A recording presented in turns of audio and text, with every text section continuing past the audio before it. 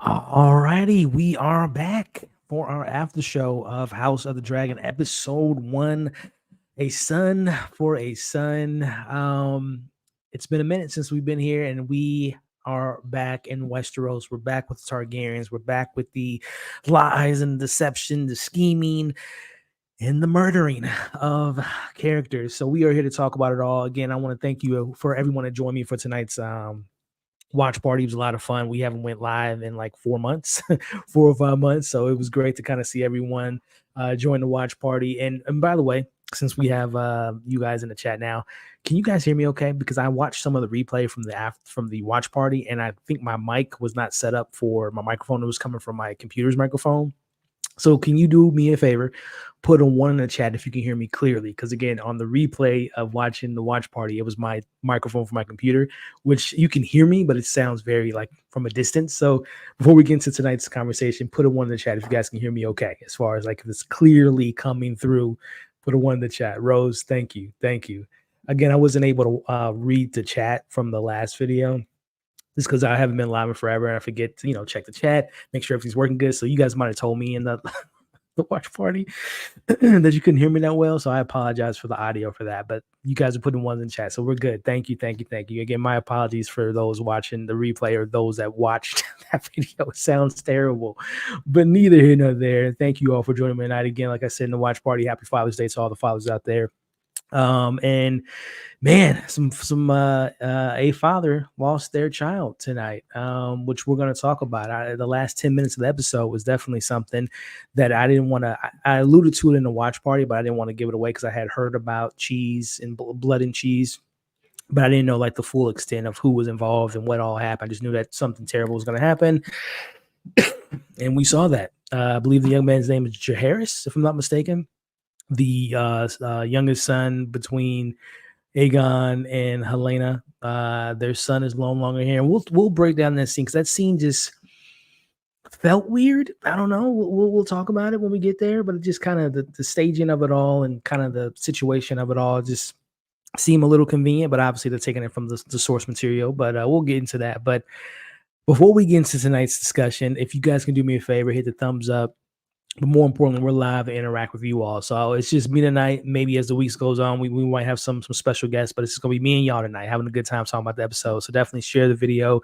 Leave your thoughts in the comments. I'm trying to get as many comments as possible. And we're going to break it down. Starting off with, let's get into it, y'all.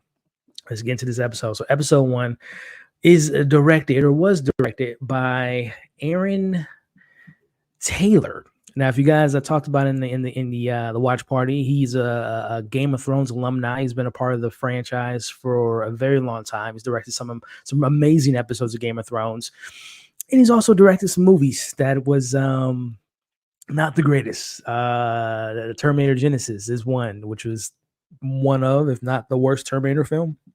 And then he also directed his next film after that, or was it before that? It was around the same time. Was Thor: The Dark World. Now, to be fair, he has had some, studio movies, and there's a lot of cooks in the kitchen, and not all, the final products will come out what he might have initially wanted it to be. But as far as his direction in this episode, and again, him being such an alumni and being such a veteran in a Game of Thrones world, I thought it was some really good direction. There were some really good moments of quietness and sitting, and that's something that Game of Thrones has always been known for, especially carrying over to the, the sophomore show and the House of the Dragon, the prequel show.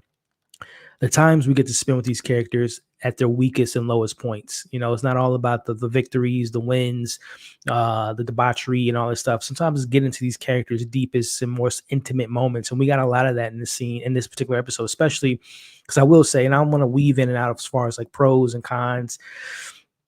I wish we would have spent a little bit more time of like the direct aftermath of the death of Luke. Obviously we saw Rhaenyra's scene in the finale, but I would have loved to have seen a moment of like the ripple effects, those days that she was gone. Obviously, we know she was looking for the remains of her son, but I just wish we would have maybe had a 1 or 2 scenes like that immediate aftermath of her leaving, going on her dragon, and looking for her son's after remains, and just the other ripples effects of everyone finding out the news. Like Alicent, I would have loved to have seen like Alicent's reaction of like, you did You did what now?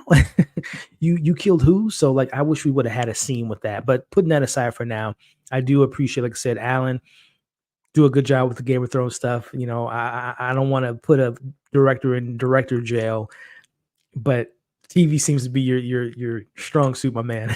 Fleshing out things and being familiar with characters that that he knows in this world that he knows. So shout out to Alan Tate. I thought he did a really good job of directing this. Let me know if you guys agree or disagree with that sentiment as far as the direction was pretty strong, pretty poignant, and was pretty well done throughout the episode. So as we kind of weave through the first 5 or 10 minutes, we have this voiceover by a Stark.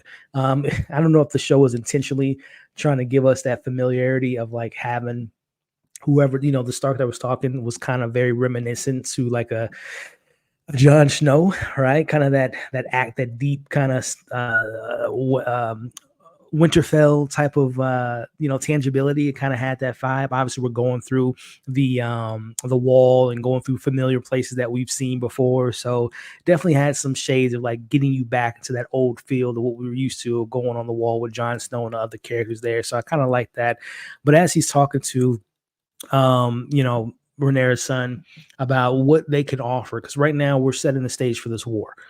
The Greens, and if you guys don't know, look at my name, look at what I'm wearing. I'm Team Black all day. But right now, the pieces to the puzzle is being assembled.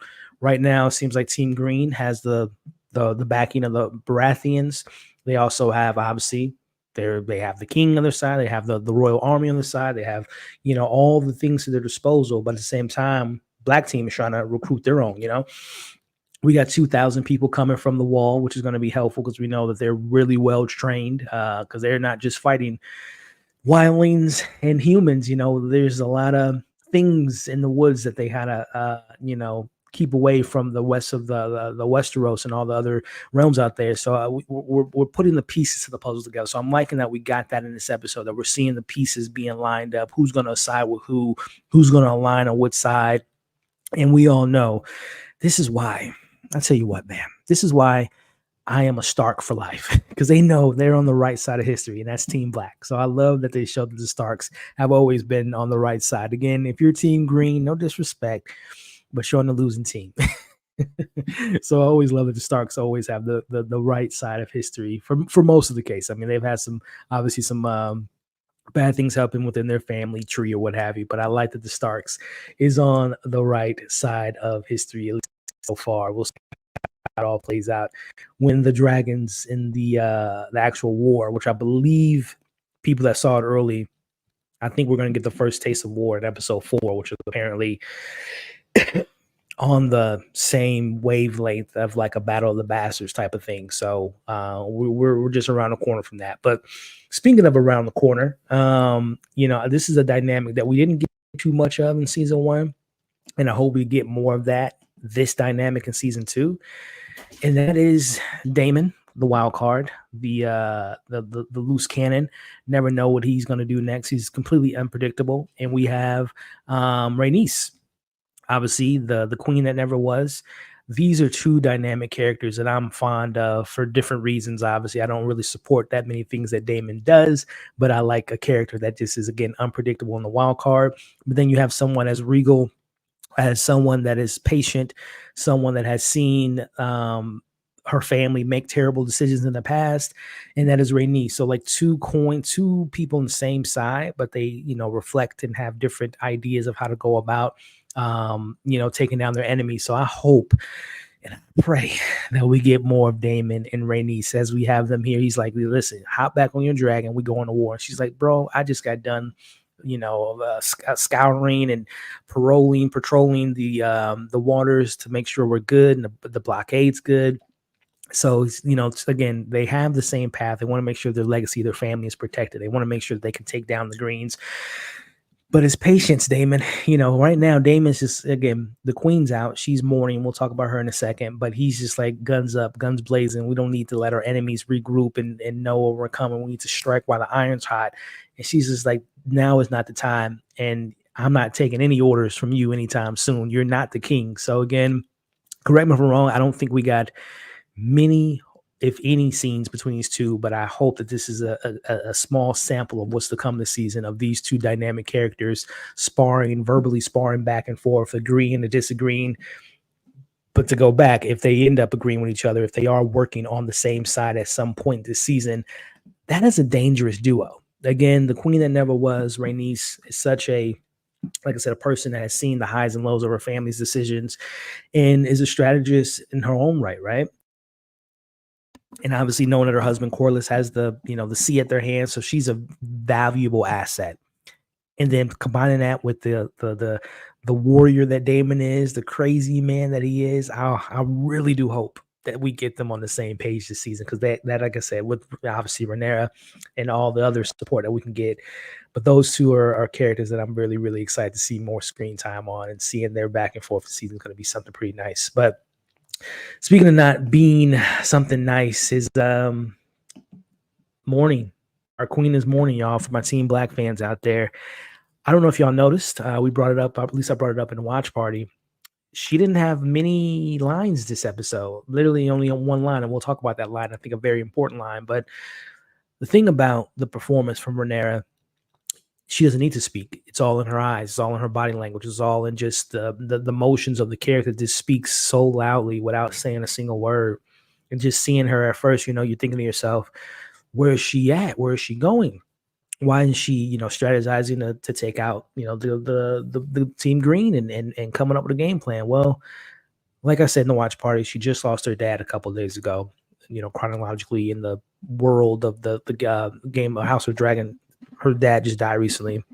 She obviously lost the throne to her nephew, cousin, right? Family tree's all muddled. And then she just lost her son. So, I mean, you put that all in perspective. And I mentioned in a watch party, again, just diving a little bit into my pros and cons of this episode. And this goes back to season 1. Those moments of time skipping, again, I completely understand why the show had to do that, to kind of, introduce characters, introduce plots, introduce different parts of this particular story.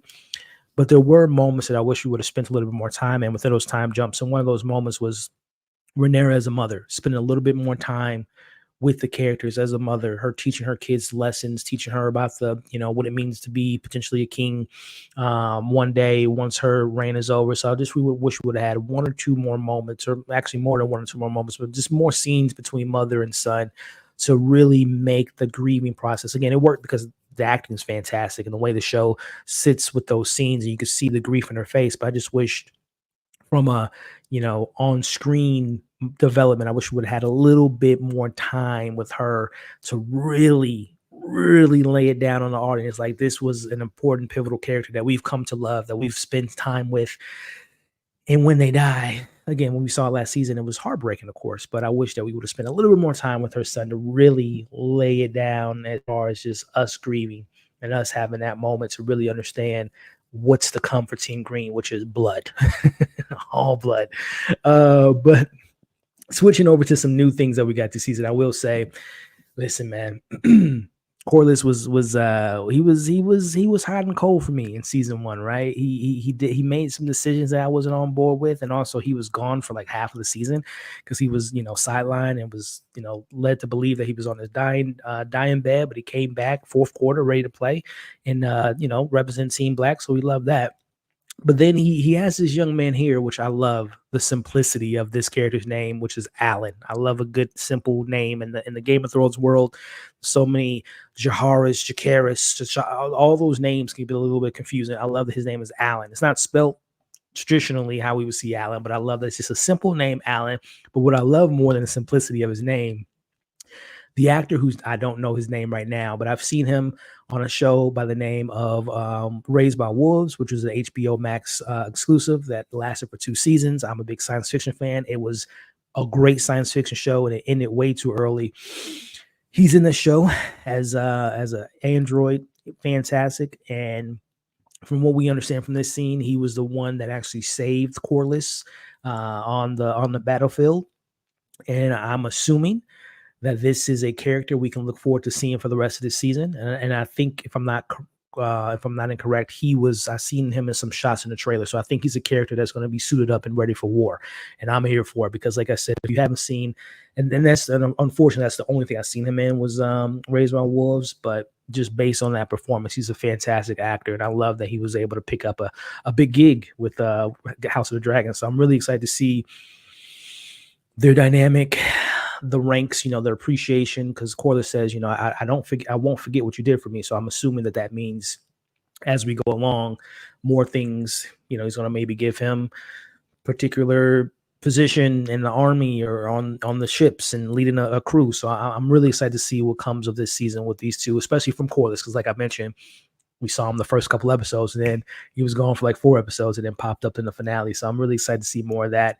And seeing if because he told his wife on his deathbed when he was coming back to, from his injuries, he said, that our days of chasing the throne is no longer there. They've lost their kids. They lost some of their power in the eyes of some of their enemies. So I'm really excited to see Corliss get back to seeing him, controlling the seas and getting his groove back with the help of this new character, Alan. So I'm really excited to see the dynamic. Which, speaking of, just kind of sticking on Corliss, and we just followed up with Rhaenys. I mentioned it in a watch party. And for those that are watching now, help me to remember this. I didn't remember if Rhaenyra and Daemon and their son, the whole plan was, if we're going to marry each other, my wife unfortunately passed away, but now if we need to marry each other, your husband needs to die. And they put up the whole scheme of, I believe his name was Lenore. They put up the thing where he was burnt alive, got into a fight with one of the soldiers. He was dead. But of course, we know that was all a ruse for he can go and live his life with his lover. But I don't remember if his parents were told about the plan. I don't think they were, because the more people you tell, the worse it looks as far as like a secret. The more people know, the higher chance that secret won't be a secret anymore. So correct me if I'm wrong. I don't think they know that he's dead. And I don't know if, and to the other side of the question, I don't know if we'll see Lenore anymore this season. I would love to kind of see him get back in the mix and kind of get that family reunion, because again, his parents think that they just lost their daughter, they just lost a grandson. So right now, you talk about grieving, like, perfect example with Rhaenys and Rhaenyra. Rhaenys knows exactly what Rhaenyra is going through of losing a child and what that could mean to a parent in this crazy, chaotic world of House of the Dragon. So I'm really curious if Lenore is going to pop up this season, if he's going to come back, because they don't need all the help they need, right? They're going to need dragon riders. So if we'll see him this season, that's going to be interesting. And again, like, how does that again, this is, different laws. There's no law that you can fake your death and go to jail, but I'm just curious, like, how does that work in this world of Game of Thrones when someone fakes their death and comes back? What does that look like? But I would love to see him come back and again, get that family reunion. So, but I think a lot of you are saying that they don't know about it, which, like I said, makes sense. They wouldn't tell the parents. But Niecy Smith, like I said, y'all, I haven't been live in like 5 months since the end of True Detective. So I appreciate y'all joining me tonight. Like, share, comment, continue to leave your thoughts in the live chat. And for those watching replay, if you do the same, I appreciate it. But I appreciate the love that y'all showing me tonight. And that's a perfect example. Niecy Smith with the $10 super chat. I'm just showing a little love for the channel, House of the Dragon. Well, you listen. I have been YouTubing for 7 years now, and you have been there for a very long time, Niecy. So I appreciate all the love, little love, big love. It's all love to me. And I always appreciate it. And I appreciate the super chat. And she, by the way, Niecy, I still got the Christmas gift you gave me a couple years ago. Is one of my favorite gifts that I've ever received. So I always appreciate seeing your name in the comments, and everyone that's here. Zia, we got voices. We got my man Johnny, and I saw Meg earlier. Severance, y'all, coming back later in the season. But shout out to all the OGs and the new people that's joined the channel the last few months or over the last few weeks or last few days. I appreciate y'all. So, but shout out to Niecy with the super chat there. But yeah, man, Lenore, Rhaenys, Corliss, family reunion. That's something I would look forward to seeing, hopefully, this season, because like I said, we're gonna need all hands on deck. But as we kind of pivot to this episode, we got Vhagar and Aegon coming back to King's Landing. We have which again I would have loved to have seen, like, what's that conversation? What was the actual wording that he said? Like, who did he tell first that he just killed Luke? Like, I just maybe we'll get I doubt it. We'll get a flashback, but I would have liked to have seen that scene. But all right, this young lady here, I underestimated her. Again, I never read the books. I'm only coming from a Game of Thrones television show perspective, so I underestimated not paying attention to her, as does everyone else in the show. I'm talking about Helena. Last season, she talked about there's something in the cat. There's something under the floor. She predicted like 3 or 4 things in last season that came to be true. And if we all remember from the bloodline of Targaryens, I can't remember the terminology for my book readers. Correct me if I'm wrong, but it's essentially like a Targaryen vision. Not every Targaryen has this ability, but it like passes along from like bloodline to bloodline, and it like skips generations. So it would have skipped Rhaenyra and potentially, Daemon, because none of them had this ability, but it went to Helena. She said in this episode that she's, sitting there saying that she's afraid. It's like, and her husband, brother, Aegon is like, you don't have nothing to worry about. We got dragons. He says, I'm not worried about the dragons. I'm worried about the rats. And again, I forgot. I want to say she predicted 3 things in season 1. Well, now she's 4 for 4 or 3 for 3 or 5 for 5, but she's yet again, whatever she talks, these characters, and I'm not team green. Y'all know I'm team black, but whenever she talks, and this is just from the audience, we need to listen to her, because it's not only happened in this episode. We'll talk about the rats and blood and cheese, but it happens for things that happens later on in the season. So whenever she's on screen now, from here on out, pins down, ears up, and we need to listen to what she's saying, because it is very pivotal to that particular episode, or episodes later, or maybe even season 2 later. So she predicted it. She said the rats, and that's metaphorically can stand for 2 things: the literal rats that are walking through the Red Keep, but then the actual rats of the people that snitch and people that do people wrong and go behind their back and always around and sneaking around and taking your things. The metaphor of a rat. So nice little foreshadowing. I like that. I like that a lot, and I'm such a nerd and geek when it comes to like people having visions and predicting things. Like, I wonder how can you hone that in? Can you like tap into that skill and like really predict what's going to happen, and have a full clear vision of what's going to happen? Because when she says rats, like, is it just like she sees a rat and it just gives her a feeling that something's bad going to happen, or does she physically see a vision in her head of like rats and sees what happens later in this episode? So like, I'm always curious on that.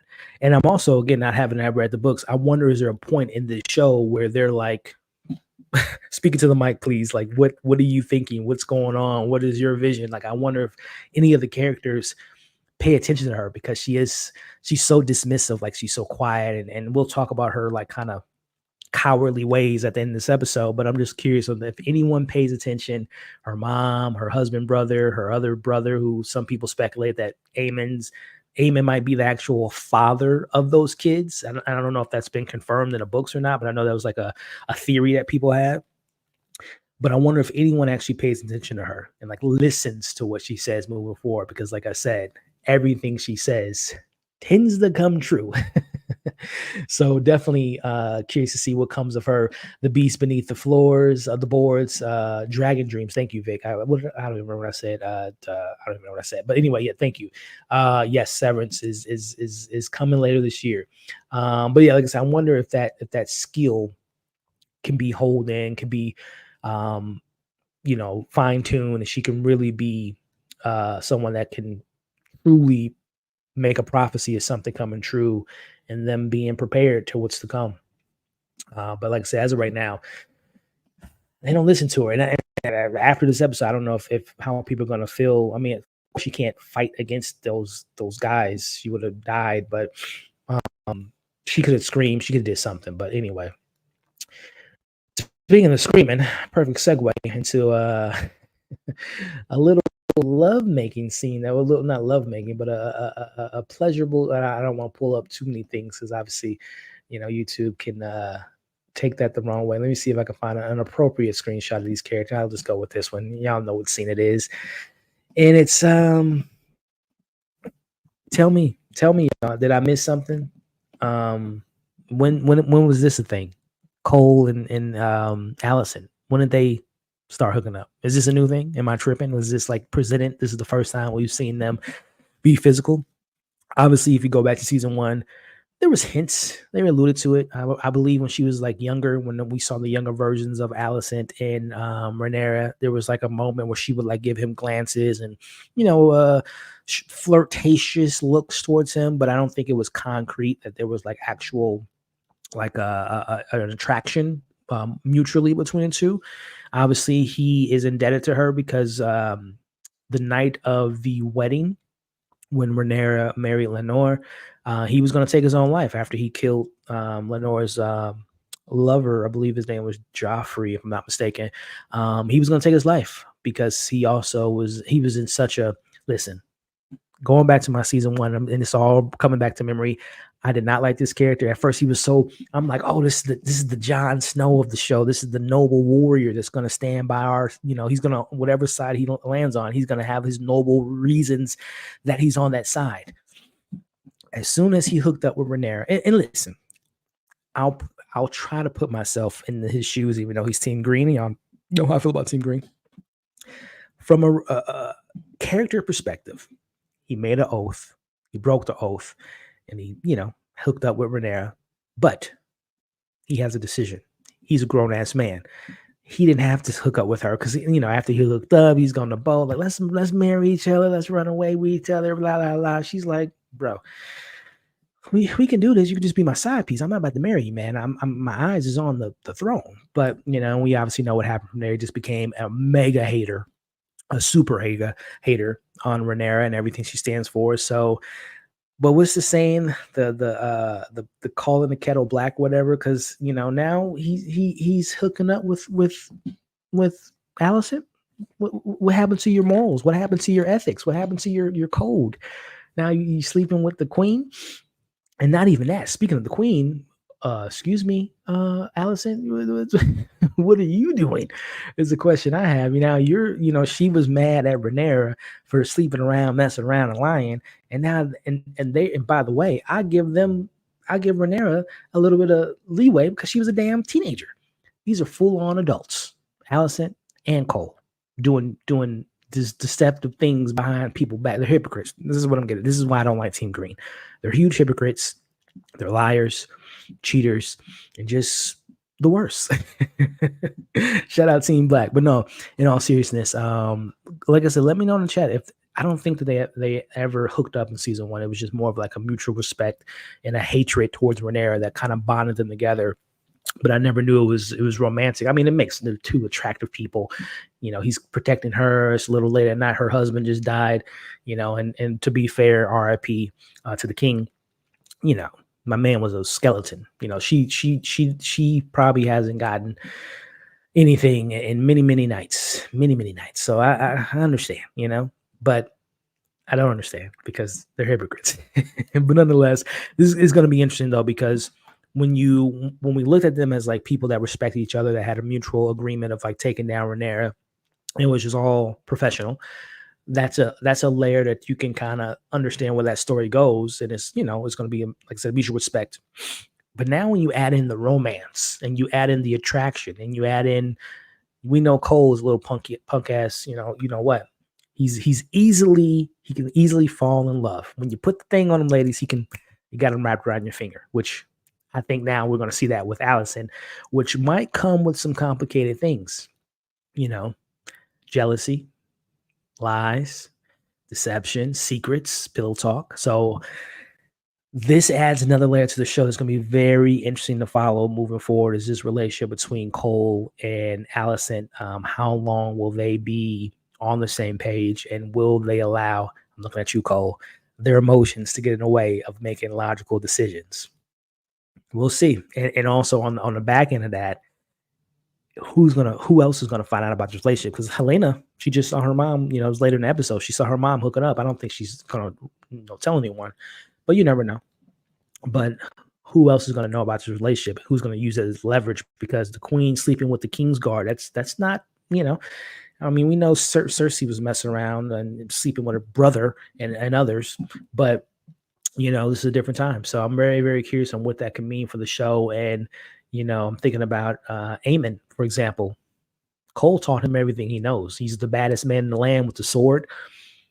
What happens if he finds out that he's sleeping with his mom? Like, is there going to be, because first off, I don't even know if there's like that loving feeling between those two, because he always calls his mom by her name, Allison. So I don't know if he looks at her as like a mom, like in that sense. Obviously, he loves her and respects her for being his mom, but I don't think he looks at her like like someone he would get upset if he found that out. But he might get upset, and that could be again an inner battle between the two, within their own camps, like inner tension between the two if he finds out about his mom, who he's hooking up with. And who's to say, it seems like all these characters, these women in this world are so fertile. What if she gets pregnant, right? Because obviously it's not the king's, because he's dead. So, well, let's see. Again, not having read the books, I don't know where that relationship goes, but it's a relationship that I'm very intrigued by. Again, two hypocrites that that bonded over a hatred over one person, but then that bond became something more. And again, if anyone were to fall in love, and see Cole being one that's just like, I love you, I'll do anything. Listen, dude, calm down, keep it on the hush. I call you in my quarter when I need you, but I need you to come right now. But anyway, as we move forward in the episode, we get the meeting with the king and his son, Jaehaerys, I believe his name was the one that ends up getting killed at the end of the episode. And this is it's an interesting moment because we're seeing again them making their strategy against the what they're going to do and where they're going to go and send their soldiers and be in preparation for this war. But I think the subtext in this scene, and there's many other examples in this episode, is just showing how he's not prepared to be the king. I'm referring to Aegon, that he's just as distracted of his son playing around with the one gentleman. He's not listening to anything they're saying. He's not taking it seriously, and he's just not fit to be the king, right? And I think that this scene is a scene later on that shows us him doing a similar thing within the people making their rounds of like what they need or what have you. That again just kind of shows us that he's not prepared for this position, that he's just a child. He's still a child. His mom, unfortunately, never, and I don't want to blame it all on Allison because obviously the dad was in the mix for a little bit before he died, but they just didn't teach their kids the proper ways to, be mature. So it's going to be really interesting to see him maneuver his way through being a real leader, and or if that day ever comes, or if he's just going to lead with vengeance and anger and power and fear, because he does have a little bit of Joffrey in him, but he also has is not as vicious and as ferocious as Joffrey. He's not as uncontrollable as Joffrey. So he's kind of, I don't look at him as, as menacing, but I can see those moments of him getting there. So it's going to be interesting to see him. And if anyone's going to, call him out, because something that Allison mentions later in this episode is I need my sons to listen to me, and, referring to her father, undercutting her and not listening to her suggestions or whatnot. Which, what, since we're on that topic about the sticking, because the less we talk about Team Green, the better for me. So let's just knock out all the Team Green stuff, because honestly, that is most of the episode is from Team Green's perspective. And I think that that's purposeful because we spent most of the finale with Team Black. So obviously we got to see what they're, what these cowards are doing behind the scenes. But speaking of Team Green and sticking with the theme of inner battles, they have their own family outside war coming in to take them down, but they have their own wars to battle with. And daughter and father, they've, we saw in season 1 that they're really never on the same page, Allison and Otto, but she still listens to her father when needed. But as she's gotten older, obviously she's been more rebellious and become her own person, her own woman. She has her own kids now and makes her own decisions. And he saw a switch in her last season when she was going against Rhaenyra and cut her arm with the the legendary weapon there. I'm going to pose this question to the same to you guys like I did with the audience. I watched the watch party. It's inevitable that one of these characters are going to turn on each other, as far as Allison to her dad or her dad to Allison. Now, obviously, the power of position, I would think she has more power than the king, the hand of the king. But he's not just the hand of the king; he's also her father. So again, on the scales of power, control, like where do where do you lie? Whose side do you take when it comes to that? If it comes to get ugly and nasty, I believe the queen has a little bit more power than the hand of the king, but who knows? But I can see them coming to a point where one of them is going to put the hit out on the other. Now, obviously, they both have incredibly high positions within the royal family, so you can't just be like, "Hey, kill him." It's like, no, there's a method to it. There's a way, a path that you have to go down. So number one, it doesn't come down to you, and all signs point to you, but also there's a delicacy with it being a father potentially putting a hit on his daughter, and a daughter putting a hit on the dad. But I could be wrong, but I have a feeling that one of them is going to make that move. They talked about in this episode that Otto has been the hand of the king for the last three kings, so he knows all the ins, the outs, the when to play this card, when to hold that card, when to keep a secret. But it's going to come to a point this season where I think he's going to lose a lot of power, and he knows he's going to have to take it out on his daughter.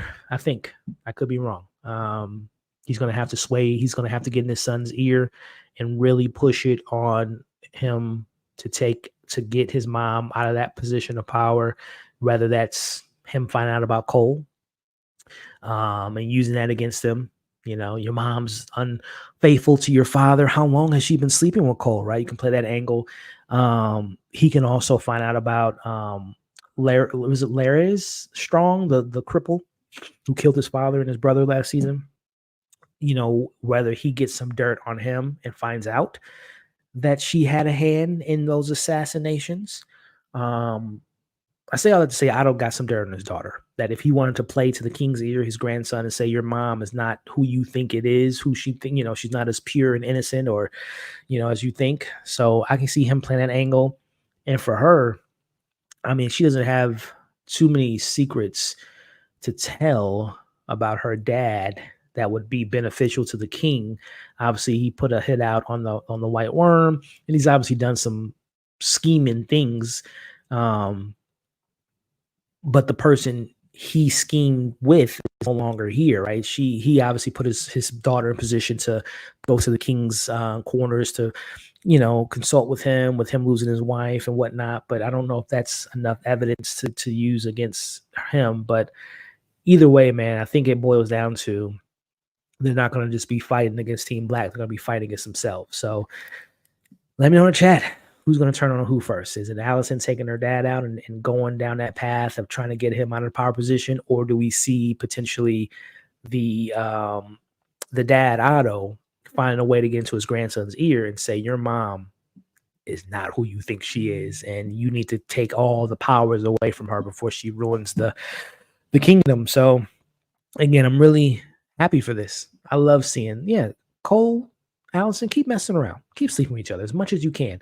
Otto, Allison, keep scheming and not liking each other, because you know what that means for Team Black?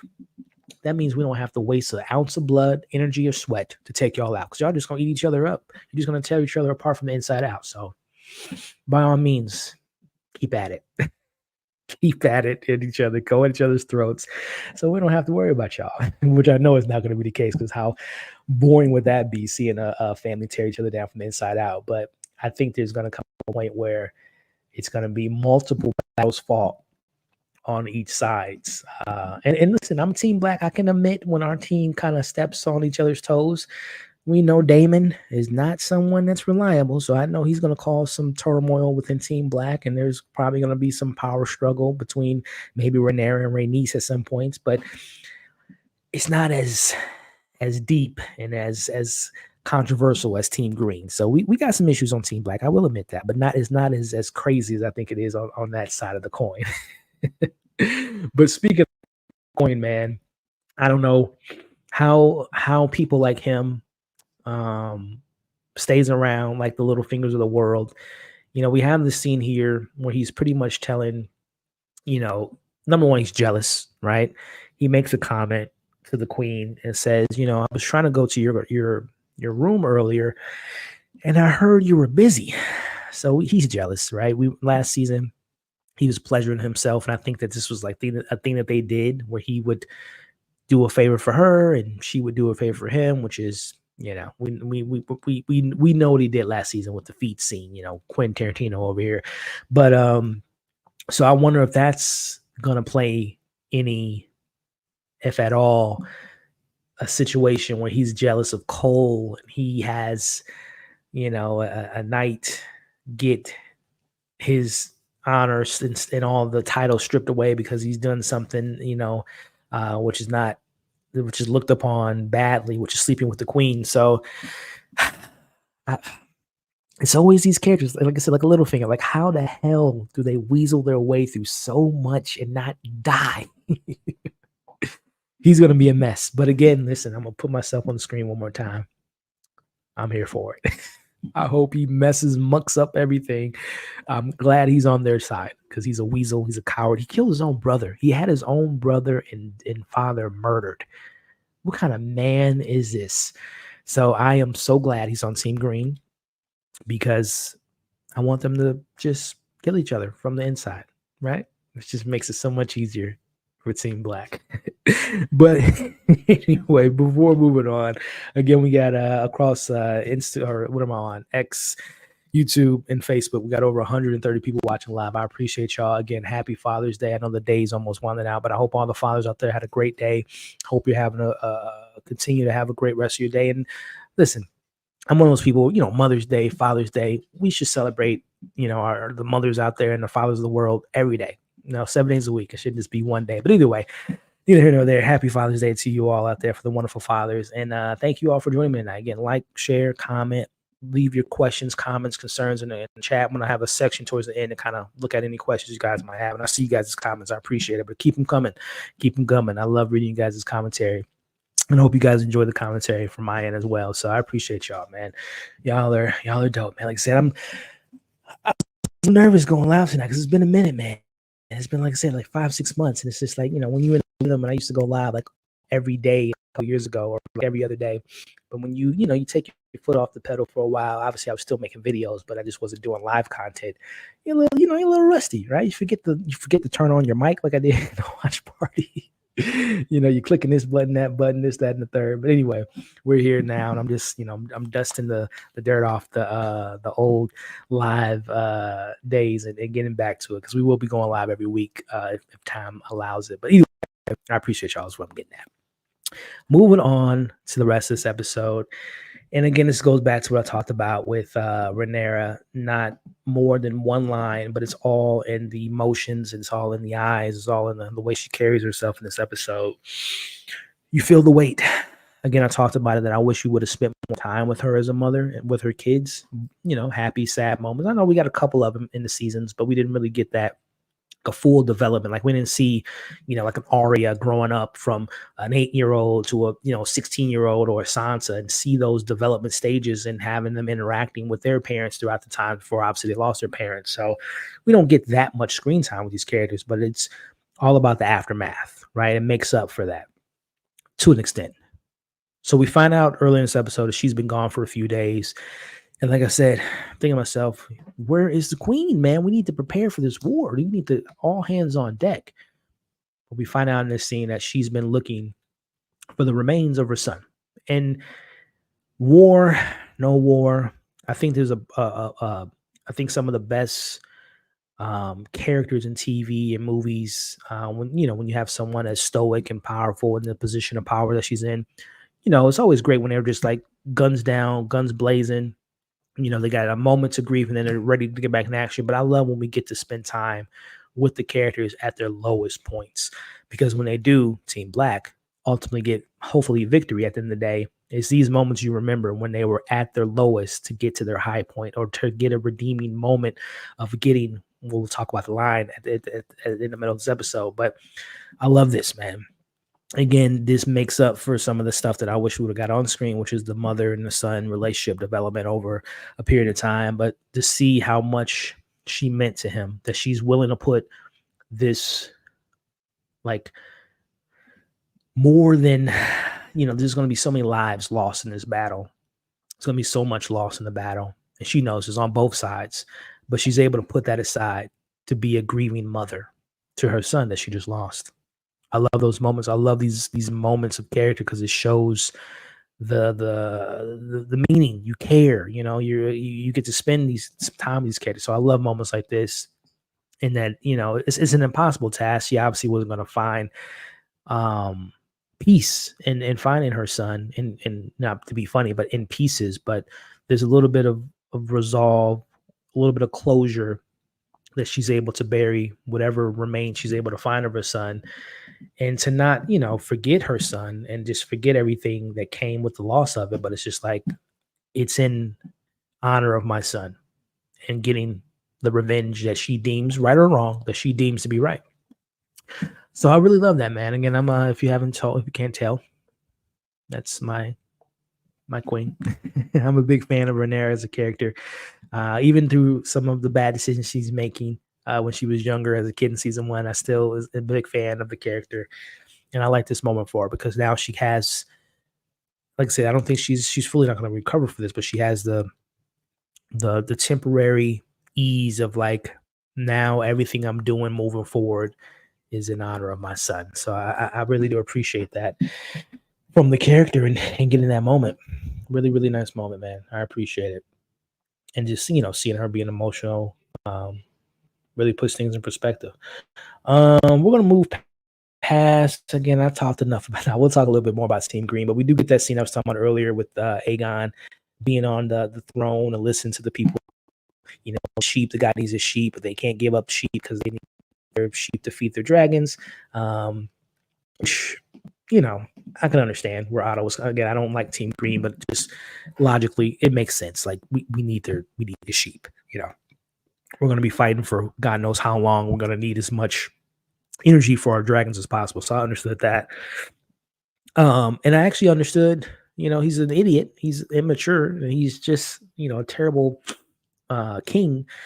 But his call to have the one guy who makes the spears for the dragons, because obviously going to need, not obviously, I don't want them to hurt the dragons from Team Black, but in their position, we need money to get the weaponry that we need to take down the dragons from the other side. So he's like, yes, I'm going to grant you that money because it is smart. They need the money to get all the things they need to take down a dragon. So again, you're not going to hear me give too much credit to Team Green, but that was a half decent decision to agree to supply the weaponry, the people that make the weapon with the proper tools and resources they need to make the moves, the right moves in their eyes, right?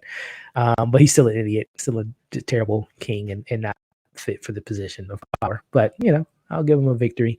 But I will mention this scene. I don't want to forget this because, again, talking about the scheming and the manipulation and setting your pieces on the table. We have, again, Littlefinger 2.0, or I guess he's the OG because this is a prequel. He's the original Littlefinger, if you want to call him that. Lars, he's talking to the king and planting the seed about, your dad or your grandfather. Yeah, he's a good guy. Yeah. He served 3 of the kings, and man, look how they turned out. Or the last 2 kings, look how they turned out. Something to keep in mind, King Aegon, is your grandfather may not be fit for the role, and he has his own, aspirations and goals. Again, keep it coming, Team Green. Just keep tearing each other apart. I'm here for it. But no, in all seriousness, no, I think, man, he's a schemer, man. And it's always like one of those things. Obviously, we're watching the show as an audience member. You can see all the bad signs, but if you are the way he talks to these characters and he has these one-on-one moments and they're not influenced by others in the room, and he's able to sway not even sway, but he's able to plant these seeds and put it, even if he doesn't, even if it wasn't on top of Aegon's mind about his grandfather, maybe being a schemer, having his own goals and aspirations. Now it's in front of his mind. He planted that seed, and whenever he sees his grandfather do something that he disagrees with, it gets closer and closer to the top of mind, and it gets closer and closer to be like, grandfather, you're done. And switching that position of power to give it to a strong. So again, keeping our eyes out on all these terrible things that these teams are doing to within their inner circle. I love it, Team Green. Keep killing yourself, inflicting your own wounds. But I love this.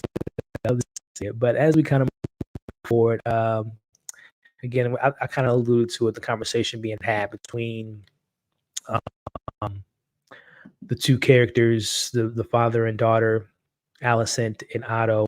Just a matter of time between one of them just turning on each other. But speaking of turning on each other, guys, the White Worm,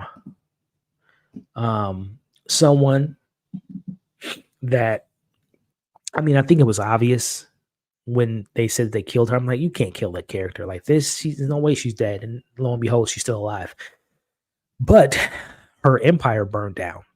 She ran the brothels, and she had all her little birds and had a network of spies within the Red Keep. Even someone as close to the queen, one of her handmaidens was a spy for her. But it seems that she's lost all that power, and she's starting from square one. I mentioned the watch party, and I was corrected. I thought that they were married, but they lied and said they were married. I know they lied and said they were having a kid. So they have a history together, but she's at her lowest point, and she has nothing to really offer Damon. But Damon's like, sure, you've lost your network, but you still know some secrets. And I think it's just a matter of time that she's going to get back to like a certain power position. Again, going back to, Team Green has their, cowardly character, and with the strong character. And she's going to maybe be that for Team Green. Or I'm sorry, for Team Black. Like, she might be that character that can like kind of mess things up for us, because she's going to be working maybe for Damon quietly, secretly, but she's going to also be doing her conniving, scheming behind the scenes. So she could be that character that kind of throws off the balance of us winning, ultimately winning. I don't think there's anything romantically between the White Worm in Damon, but I think there's a mutual understanding that if he wants to get things done, it's gonna be the dirty way, the way of conniving behind the scenes, getting assassins of people that people don't really pay attention to. So I think she's going to be someone to keep an eye out for. I think she's going to slowly but surely build back, if not supersede what she had in her network of King's Landing. I think she's going to get back to a very high position of power sooner rather than later. So that's going to be interesting to see. And then if Rhaenyra finds out about it, I wonder if there's going to be any, conflict, because she might think, what are you doing with my husband / uncle, and so on and so forth. So again, I think each side of the teams are going to have their characters that they don't think has much weight and power and swaying things, but they're the ones, again, like a Littlefinger. No one could have possibly known what he was able to accomplish.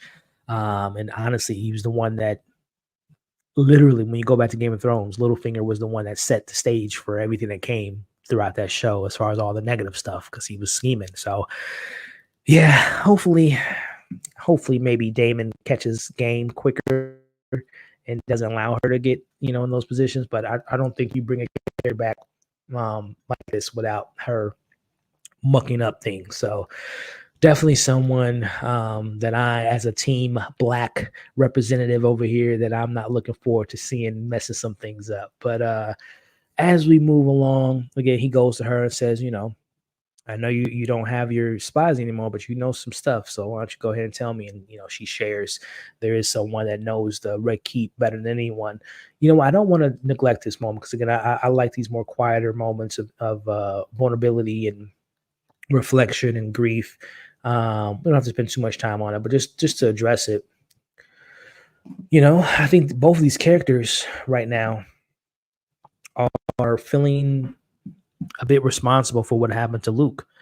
You know, Correct me if I'm wrong, but it was her son her eldest son that suggested, "Hey, mom," because the idea was we need to get as many allies on our side as possible. So they were saying, send the Ravens, to message them, to give them a particular deal. We can work this out. We'll marry our son to your daughter, or vice versa, whatever the case may be. But then I believe it was her eldest son that said, "Hey, mom, we got dragons. We can fly over there much quicker than a bird."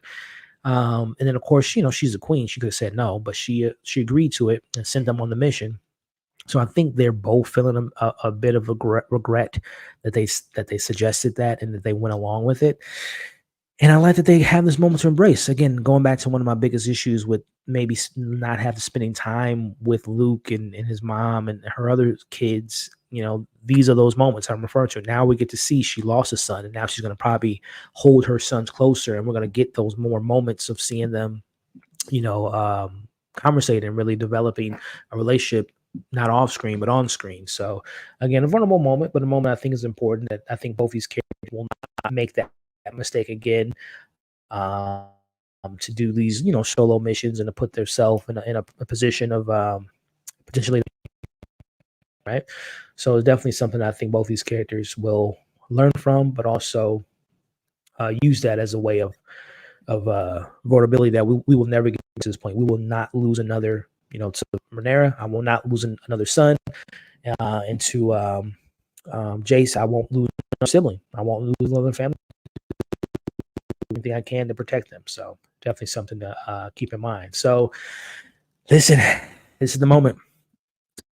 One thing a lot of people talk about, as the title alludes to, the Leo from Once Upon a Time in Hollywood. The title of the episode comes into full fruition. So the White Worm gives information to Daemon that I might not have all of my spies, but I have a guy that knows his way around the Red Keep. And that guy, I think his name, I don't know if he has like an actual name, like Steve, Mark. I don't know his actual name, but it's Cheese, as the subtitle alludes to. Cheese is a guy that knows I don't know how he knows these things, the schematics, the blueprint of how to, get into the to the Red Keep. But he knows maybe his grandfather, great grandfather, helped build the the Red Keep, and knows all the ins and outs. But either way, he's someone of valuable information. He knows his way around it. So they partner. Damon goes to the gate of the Red Keep. He knows one of the guards. Like, listen, man, Team Green, lame, weak, trash. You want them dead. We want them dead. Let's work together. I don't know the gentleman's name. I don't think he gets a name. I think, as the subtitle says, his name is Blood. So Blood, Cheese, team together. Not this is their first time working together. They don't really know each other, but they'd have a mission in hand. Which, by the way, we'll get to security here in a second. But anyway, they maneuver their way through the Red Keep. They realize that they're not going to be able to find. First off, the plan to me just sounds kind of silly. It sounds like a suicide mission. The fact that they thought that they can just, I don't know. We'll get to the logistics of it all here in a second. But the idea is to find Aemon, a son for his son, and take him out. I don't know. Oh, what am I doing? I apologize, guys. How can I skip over one of the most important scenes of this entire episode? I don't know if I have a screenshot of it, but even before then, the only time that Rhaenyra talked in this episode was when she returned and she looked at her crew and said, F all that noise about this, that, and the third. I just want right now, as I stand, live and breathe, my only goal is to kill Aemon Targaryen. Again, prior to that, I think this is like 45 minutes into the episode, there was nothing said from her the entire episode. So the first time she spoke was to put orders to have that boy killed. Two things of significance for me. There's probably more. Leave them in the comments. But the two things that stood out to me is, number one, she has always, going back to season 1, whenever there was a time to take out an enemy, to throw someone under the bus, to take credit for something, to just do anything that wasn't noble. Well, I shouldn't say that. She did some, some scandalous things. I'll say that, but neither here nor there. I'm just talking about from a a character, a moral compass of a character, minus the scandalous stuff. She did all the right things, and she always had restraint. She never wanted to do the thing that she should have did, which is probably kill her enemies or whatnot. So, but now that is all switched. That light bulb hit. I am out for blood, because every time I made a decision to not do that, it's come back to bite me, and that restraint, some would say, led to her son dying. Right now, the other side of that is her first line of the episode is so powerful, because this catapults. Like, we already know there was a war coming, but now, after, again, we know obviously Aemon didn't die. The assassination, the key character that was, the mission was to kill Aemon, and obviously he didn't die. But this is one of those pivotal moments. Go back to season 1, the misunderstanding from Viserys talking to his wife Alicent, and how she misunderstood what he was saying. Obviously, he was on the puppy's milk, and she took what he said completely wrong. There's so many examples from season 1 where it was just like, this moment is gonna be key to what happens later. Obviously, the kids get into a fight. Aemon loses his eye. I lost an eye, but we gained a dragon. There's so many moments of season 1 that they displayed. Like, this is something that we're going to remember for seasons to come. Like this, we can pinpoint in the history books when they go back and read, like, on this date, this happened, and this caused that, like the domino effect. So this is one of those other domino effects. Her putting out the hit, no matter how it was done, dragons, White Walkers, blood and cheese, I want him dead. Obviously, again, that didn't happen. So now her main focus is to kill Aemon. Huge. And again, that being her first words for the episode. Very powerful stuff, man. Very, very powerful stuff. Just following the character arc. It's like them making that switch. I think of I know we all have our conflicts about Dany. And when she made her switch. But when it happened, all hell rained loose. So now, whatever bit of I still think there's a little bit of purity and a little bit of innocence and a little bit of restraint, but I think not as much as she had before she lost her son. So it's going to be really, really, really interesting to see her really let loose and not hold back and not hold that sense of humanity, I guess you can say, towards her enemies, family, right? So very, very, very powerful stuff to her to put that be her first line of this episode is pretty huge stuff. But again, saying all that to say, the goal was to kill Aemon, who, by the way, again, Otto catches Aemon and Cole talking, making their strategies, and again, is setting up this tension between his crew, people talking behind each other's backs. Like, Otto's position is, you are making schemes and plans without the king, without me. This isn't right. So there's going to be some conflict there that one of these two are going to be, like, obviously doing more behind each other's back. But again, I go back to Aemon and Cole making strategies. What's going to happen when Otto finds out his daughter sleeping with Cole? Is he going to use that to his grandson and say, hey, remember when you was mad at me and you wasn't telling me this? Well, guess what? Your mom is sleeping with your Jedi master. The little young Padawan finds out that their Jedi was messing with their mom. So we're going to see how that dynamic plays out, and if there's going to be more scheming. And I'm really excited to see, like, I don't like Team Green, but if there is one character, I still have a little bit of, because I'm a big Olivia Cook fan, that plays into it. And there's a little bit of, like, something in me that's just like, there is something still there in Alicent that wants to do the right thing. She wants to not kill Rhaenyra. She just wants her to bend the knee and just do the easy way and be peaceful. There's still something there in Alicent. But then the only other character in Team Green's camp that I'm just like, I don't like them, but I like them because of what they can mean for the show and entertainment, is Aemon. I mean, Eamon's a badass. He looks like he's jumped right out of an anime. Like this guy that they casted in the scroll is perfectly cast. Like he just let me look at this dude's face. Like he just looks like he's just let me go to like he just looks like a perfect villain, man. Like that is like what I consider like this perfect casting. I'm trying to find a shot where he was just sitting there listening. It's like a good villain, man. It's like there's someone that's just someone you don't want to mess with. Character. Let me see. Is this the photo here? Yeah, he's just sitting there. Just sitting there. Like I said, looks like Snake from Metal Gear Solid, man. He just looks like a guy you don't want to mess with. And we haven't seen that yet. We saw him on his dragon. Was there a sword fight? It was like a brief sword fight that we saw him fighting against the twins when he was looking for his brother. But apparently he's one of the best swordsmen in King's Landing.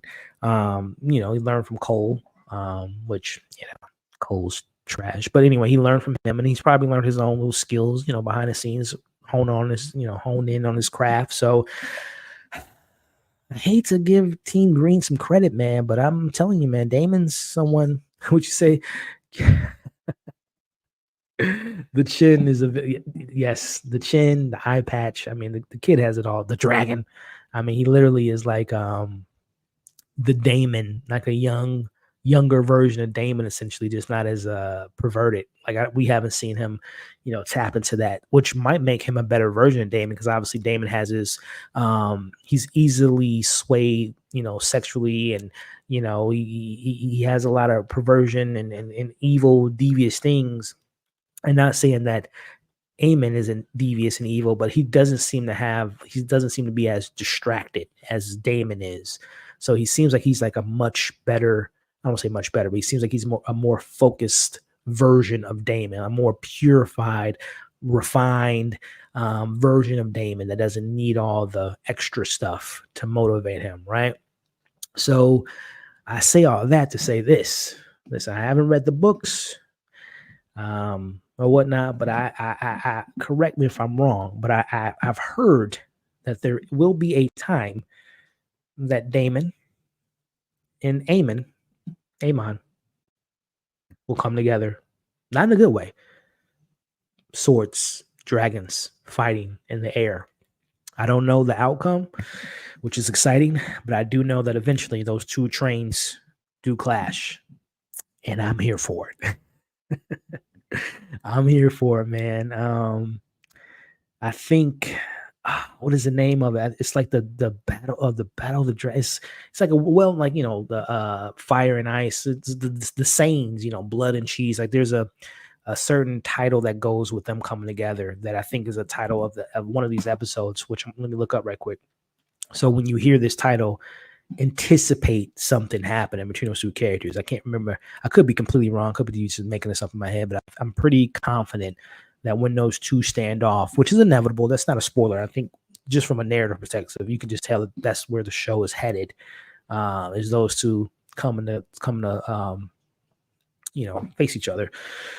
What is the name of that particular potential clashing of the Titans? And if you guys know what I'm talking about, please tell me out in the chat. And I could just be completely making this up. I can't even find the name of the episode. Anyway, you will know when we see it. Dance of the Dragons, potentially. It could be Vic. I think that might be the title. I'm getting off track. I just know that when these two clash, it will be something to remember, and I'm excited for it. Anyway, as we wrap up the episode, we get to the point where Blood and Cheese go through the Red Keep. They can't find Eamon. And by the way, I'm going to bring it up now because it was something I was thinking about as I was watching. If you was watching me to watch long, Team Green, and by the way, I'm not giving them any support because I hate them. But Team Green, you're on the front door of war, right outside your gates. You don't know what's coming. Dragons, anything. Where is the security at this point? Now, I could be narratively, they might have answered that. Like, I think some guards might be covering the blockade. Some guards might be viewing the skies, make sure there's no dragons. But I just feel like all hands, if Team Black was in the castle in the Red Keep, I would hope they would be more prepared. Blood and Cheese, walking through the corridors of the Red Keep, walks past the king with his homeboys, sipping, drinking beer, talking about all his woes. Walks right by him. No one questions, what are you doing? What's that dog? Who are you? No one questions them. They just walk on through. Then they go through, I think they go to Amon's, like his bedroom. He's not there. No guard. But then they make their way. Cheese finds his way into the queen, or Helena, the queen's daughter, the king's wife, sister, royal family. No guards anywhere. That, again, narratively, you guys can correct me if I'm wrong. Again, maybe the reasoning is that all hands are on deck, like outside of the castle, again, preparing for Rhaenyra on the top highest parts of the castle to make sure there's no dragons, going to the blockade. Like you can't spare 15 guys to keep security at all times. I don't know. Anyway, again, I don't know if is that a plot hole, or is it just me? Anyway, neither here nor there. They make their way into to Helena, and they have a knife up to her throat. And again, it's a tough decision. Do I not give them the information? They're gonna kill me anyway, and just first off, I don't think they wanted to overdo their mission, which was kill Aemon. They never found him, but it's just like, that's meek. It's a tough call. Anyway, they make the decision. They ask her which one is the son. She tells, and I don't know if is it an instinct from her to cower out and just say that's the one, because again, if I don't tell them, they're gonna kill me. They're gonna kill my other child and kill the next to heir. So I don't know if it was her think she was doing the right thing and at least sparing. I don't know. Or maybe again, the vision. Maybe again, going back to X earlier, when you have the prophecy, do you see the outcome of the prophecy, or is it just like little tidbits, little things that flashes, like that's so Raven, and just things come up in your head, but you don't really have a context. So maybe she knew that she wasn't going to die. She told, I don't know how it works. But what I do know is, in a normal, we're talking dragons and times that, the fictional story, but in this position, I would think that a character like her would fight like hell to keep her kids safe, no matter what the outcome is, right? Just that motherly bear instinct of protect what's mine. She didn't do that, clearly. And I said this in the watch, but I noticed there's something off with her. I mean, you're sleeping with your brother. That's their king. I know Targaryens like to sleep with their siblings to keep the bloodline strong. I get on that, but some screws loose, right? There's something off with all these kids, because they're sleeping with each other. But there's always been something off against her. Like, she's socially awkward. She's off. There's something off about her. I get that. But okay, you don't go to Code Red, mother bear mom, protecting the kids by any means necessary, and understandably so. Two men, much stronger, taller, bigger, stronger than you, sure. But then not to scream, not to, I don't know. I just have a hard time just accepting that she would just allow them to kill. And I don't know what the end result's going to be. Like, they sound like they were like cutting away at something. I don't know if, again, I know this is Game of Thrones, and we've seen some pretty dark and twisted shit on the show, but I don't think they've gotten that dark where they're like chopping off body parts of children. I know even when they had like the White Walkers, there were like kids but you never saw like a White Walker kid be like I don't know. There is limits to what they can do, and I feel like they can pass the MPAA or whatever, but I don't know what they're gonna do. Is this that they just, again? I thought a simple, slit of the throat would be suffice, but it sounded like they were, again, chopping away, sawing something, and on the stake, taking the head and taking it with them, with no security, by the way. They're just gonna in and out, no, nothing. I mean, obviously, she went to her mom and said that they killed the boy, which again just makes it seem like she didn't even care. Like they killed the boy. No, they killed my son. Mom, help! Stop having sex with your guard. I don't know. It's just a weird scene. It's just a weird blocking, weird staging. It's very terrifying. Obviously, putting yourself in that position. I'm speaking as if she was probably terrified. She was probably didn't think. She was in shock. She just all of it just happened so fast. I'll give you that. But it just seemed just like too. The whole thing was just weird to me. From them making it in there to being able to kill the son. They might not make it out because again she'll probably call for guards later. But it is dark. It is twisted. Nonetheless, a son for a son. So wrapping it up with this. Number one, as we wrap up, again, appreciate y'all. Put your scores of the premiere episode in the comments below. Predictions, theories, questions you guys might have. We'll stay live for another 10, 15 minutes and wrap up. But what does it mean now? Son for son. And this, not to compare and contrast, but killing a teenage boy, there's dragons involved. Again, I don't know if Aemon came home and said it was an accident, Mom. I didn't mean to kill him. Vhagar was tempted because Luke's dragon. Remember, the dragon was scared. He fired fire at it because he was trying to survive, but it pissed off Vhagar, and we know what happened. Not saying there's a rhyme or reason or like a clear understanding to what happened, but you can kind of, there's a mistake. This, on the other hand, I'm a Team Black representative. Again, Rhaenyra didn't say, I want you to kill the little boy. She said kill Aemon. And obviously they kind of plan beat it and had to, come up with another plan. Again, I'm not a Team Green representative, but killing a child is another matter at hand that comes with, I think, some major ramifications. So all of my grievances of how they got into the Red Keep will probably be resolved. They will probably be 24/7 surveillance, surveillance on all the royal family, close quarters. It's going to be Fort Knox. No one's going to be able to get in there. That's never going to happen again. But again, I don't condone the actions, and I do not represent anything that Team Green does to Team Black, but this is going to have some huge implications moving forward, and I would not be surprised, and I wouldn't blame Team Green if they just Vhagar's war, blood, just like all no holds barred. I understand for anyone that's a Team Green representative. I don't get it. I don't know why you like them.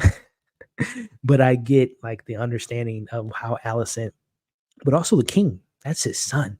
And just goes back to the beginning of this episode when his son was playing around in the meeting and him like, where's my son? I want to teach him how to do things because his dad never taught him those things, clearly, because he's a terrible king. So he's going to be mad. I wonder if there's going to be a lot. And then, I speculated about it. I know like a fan theory from people that read the books is some people theorize that Aemon is actually the father of the kids, but I don't know if that's ever been confirmed or not. So, I mean, if that is the case, he's going to be pissed. Are they going to catch blood or cheese, interrogate them, and find out that they were hired by Daemon, and that adds more fuel to the fire that I talked about of Daemon and Aemon coming head to head, and that adds more to that potential battle. Sets the stage for something really good. Now, so to get to my point of the score, I thought this was a solid episode, a premiere episode. I'll give it a 7.5 out of 10. 7.5 out of 10. I felt like the quieter moments with Rhaenyra, the her grieving her son, but also ultimately just putting that whatever restraint she had for all those years and just putting that aside and just going straight for blood. It probably isn't the smartest thing due to what the ramifications of who ended up getting killed, not the person she wanted to be killed. But I like what that sets the stage for. I like all the inner battles with both sides of the groups, right?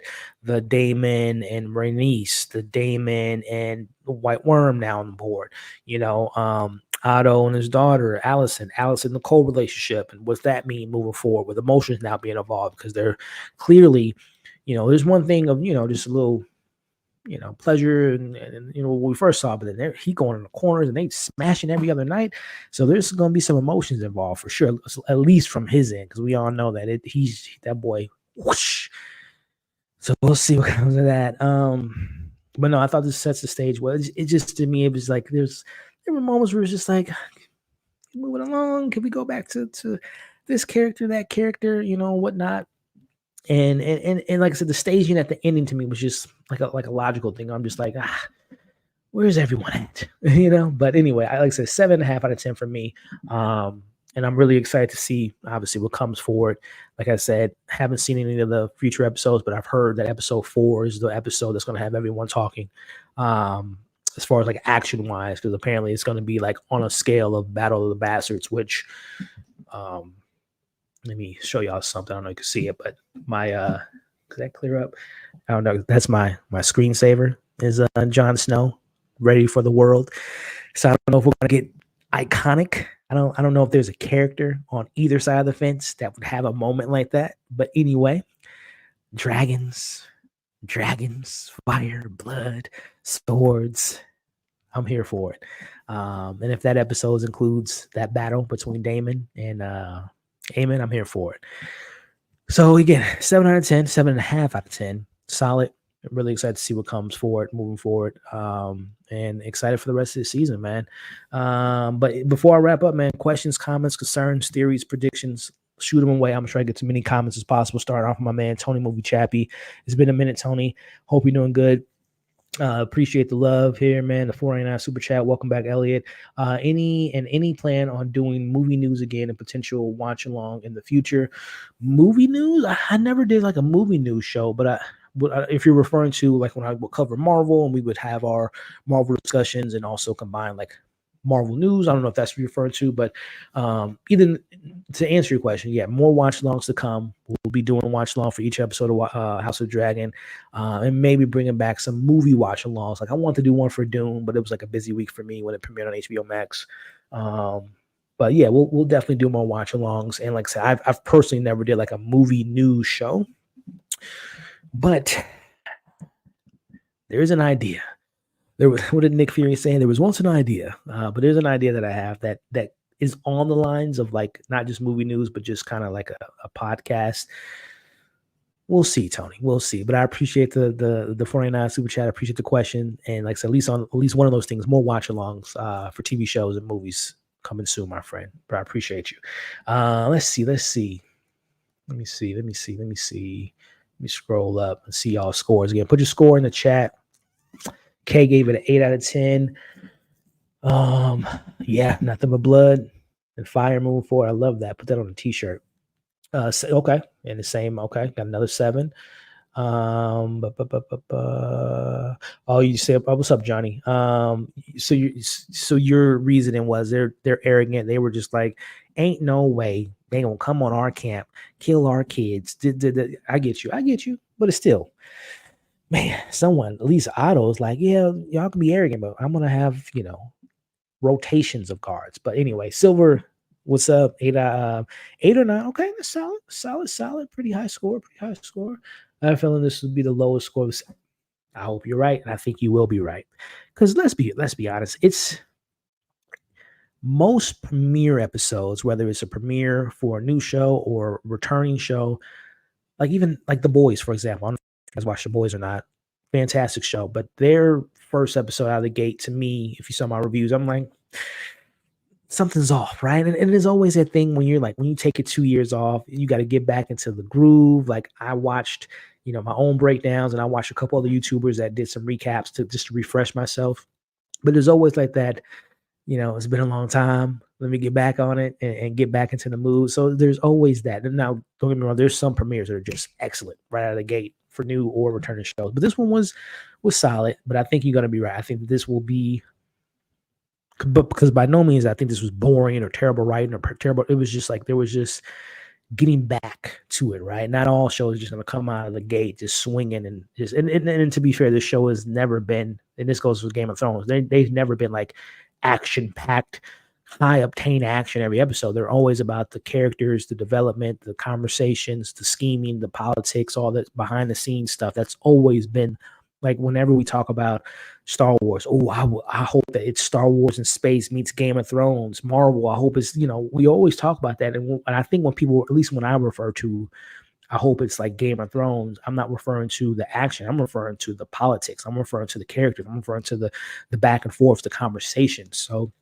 and I think that that's always been like their hanging point. Like we can give you an hour episode with no action and still leave you on the edge of your seat. So, I say all that to say that, yeah, I think that this episode will be maybe the most like, that was good, but now it's about to go down. So, yeah, I'm really excited for what's to come. They smashed it morning and night, Vic. I mean, my man was eating breakfast and getting dessert at night, if you know what I mean. It's late. It's late. It's almost 11 o'clock when I'm at. It's the evening. We can talk like that as adults. So yeah, he's eating well. That boy is well fed. Again, I don't like him, but two pretty people, two attractive people attract, and but what I am, Vic, is she going to end up pregnant? That's what I want to know, because that can get there. I mean, obviously they got the stuff to take care of that, but maybe she wants to. We'll see, Vic. We'll see. There's a lot of dragon before it. Yeah, for sure. What's up, Skylar? I didn't even see you here. What's up, Skylar? It's good to see you. Good to see you. I'm saying, man, smash doctor's orders. They getting it in, yeah. They getting it in. One of my favorite scenes is blood BOBs. I don't know what that stands for, but Battle of the Bastards. Yes, like I said, I like first off, it takes me back to that, just one of the greatest cinematic or TV moments ever. But then I look at it like, whenever I put screensaver, it's always like something like when I open my phone, like I want to be in that mindset. I put myself in John, like when I have my screensaver, I'm John in this scenario, and it's like the world, right? Like I'm gonna take because obviously that's what he was gonna do before. Obviously, we know what happens, but that's how I envision myself. Like I'm Jon Snow taking on the world. So, oh, man, y'all remember when? Look, I love House of the Dragon. I think it's one of the few shows that gets us excited Sunday night. It's a rare thing in today's media with movies, shows, streaming, YouTube, Twitch, all the stuff that we have to our disposal. It's rare to get a show that gets us excited for Sunday nights. And I think House of Dragon is there, but ain't nothing like those prime seasons 3, 4, and 5, and even 6 of Game of Thrones. That was just like, I don't care what I got going on Sunday night. I can be dead, but I will be watching Game of Thrones. And I mean, same could be said about, I know that show, this is a show that went down the rails for me, but I used to think of it in that same regard. Walking Dead was that for me. Like I had to watch Walking Dead, and just as important that I had to watch Walking Dead, I had to watch Talking Dead. So I mean, there's this to shows. I didn't watch Sopranos when it was like on TV like that, but I know that was a show that people looked at like that. I don't know. One of the greatest shows in my mind is Breaking Bad. I don't know if Breaking Bad had the hook on people when it was initially airing. Don't get me wrong. I know the numbers were crazy, but I don't think it was like that. Like to me, Breaking Bad became famous later as it went on, and especially when people were able to binge it on Netflix. But either way, sometimes I get caught up. Yes, Battle of the Bastards is one of the greatest TV episodes of television, and that scene is great. And yeah. Yes, smash the like button. Smash the like button for sure. What is this? John looks so damn goofy. Come on, Scott. Man, Scott, what of this photo is goofy? That is a warrior of all warriors is saying, I got my sword, I got my wits, I got my skill, and I got heart, and I'm gonna take all these mofos out. He was ready, Skyler. And I tell you what, if them damn dragons, was it a dragon? No, it was the Veil. It was Littlefinger's. Sansa had got the help, and they had came in and swooped through with the horses. It was the horses that came through. But if them horses wasn't there, Skyler, I tell you what, that damn sword would have took them all out. Jon Snow. Who else out there? I know I'm going on a tangent. We're gonna wrap up here soon, but who else was excited? I think this was like almost 2 years ago when they announced that Jon Snow was going to have a TV series, the follow-up after the events of Game of Thrones. I was so excited for that because he's one of my favorite characters of Game of Thrones, the initial run. And I was so excited. And I hope it still comes to fruition, but I don't think it will. They got too many other things that they're working out. That's prequel stuff. But Jon Snow is one of the goats. One of the goats. Goofy or not, one of the goats. Look, we're in the same wave. I didn't even see this question, but yeah, I wish we were getting that Jon Snow series. Yep, I'm in the same with you. I don't know. I'm like 50-50 that it could happen or it could. I mean, from a business perspective, we can all agree.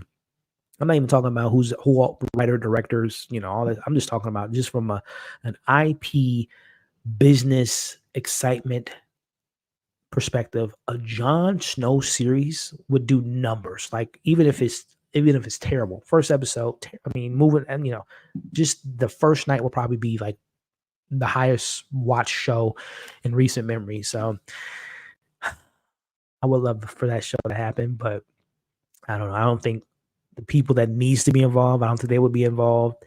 And I know the actor Kent Harington talked about how much that show mentally did to him. Same goes for I mean all the actors, but same goes for because they were the two that like spoke out the most about how it physically affected them mentally and physically.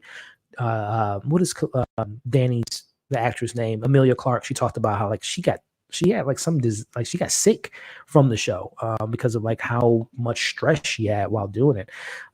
So I know that's a tough character to probably go back into and get back into that mindset. And then obviously, if we think the vitriol for the finale was terrible in 2019, of course, Twitter and stuff was popular back then, but not as vitriol and not as vicious as social media is now. So like I couldn't even imagine mentally what seeing reviews or tweets or whatever would do to an actor that was already beat up from previous events, what it can do to them now. So yeah, we'll see.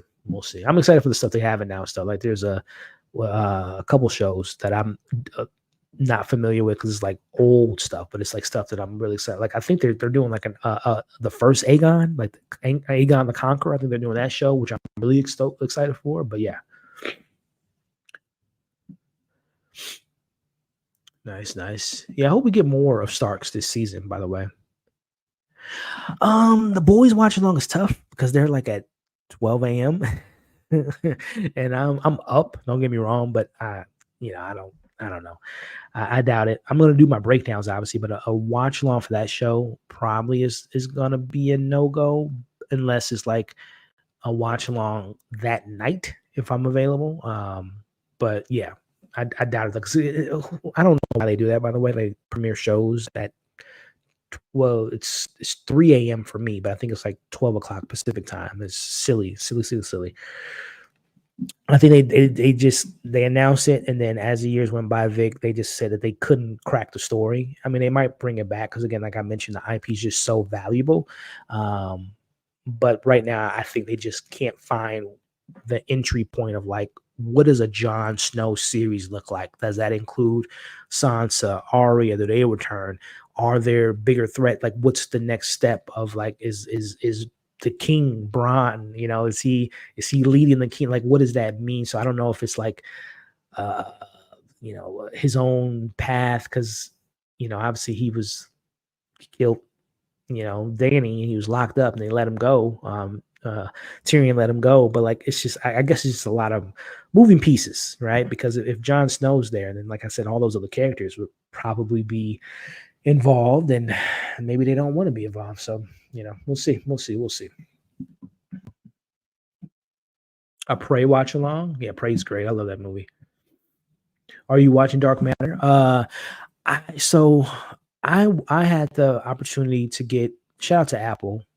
They give screeners like sometimes a little behind the scenes when you have access to shows early. Sometimes you gotta reach out to the publicists and they say yay or nay.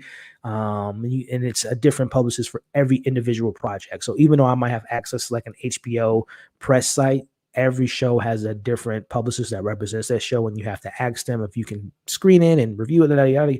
Anyway, what I'm getting at is Apple, they're great. Once you're in, you're in. So when I have Apple, I get all their shows like months in advance. And I had Dark Matter. I watched it like a couple weeks before it premiered. I watched the first 3 episodes. And this is just what I do behind the scenes when I determine if I'm going to watch, like, not just watch a show, but cover a show. It's just like, is there an audience for it? And I love science fiction. Y'all know that. Dark, greatest science fiction TV show of all time. I watched the first 3 episodes of Dark Matter, and it just didn't grip me. It didn't grip me. I was intrigued. Like I said, I watched first 3. I think Joel's a great actor. Jennifer Connelly's great. But it was just something missing. I know a lot of people are watching now, but it didn't grip me enough to be like, I want to, number one, continue to watch what's going to happen. Just, I don't know. The 3rd episode was the best out of the 3 because it is like, oh, they killed this character. What does that mean for other universes? But I don't know. That might be a show I go back on and revisit. But to answer your question, I watched the first 3 and I kind of was like, it's not hitting me yet. And it could be one of those scenarios where it's like episode 4 is like, that's the hook, right? But yeah, anyway. The Acolyte, man, poor Star Wars, man. It's just like they can't. I don't know if there's anything that they can do right now, and this even goes for the stuff that works, besides like maybe Andor and the Mandalorian, but everything outside of that right now is just like it's tough to please any of the fans on either side of the fence. One of the ones that are just hateful and just say stupid stuff just to say it, or the ones that love everything about Star Wars. It's tough to be like a Star Wars fan right now. But yeah, The Boys is good. And then of course, we're back with House of Dragon. I'm not. I'm just doing this coverage because again, it's such a weird thing of like it drops at 3:00 in the morning. It's on a Thursday. Sometimes I have screeners. Sometimes I have work. So it's just a timing thing. But reviews will be available every week, so that's for sure. But yeah.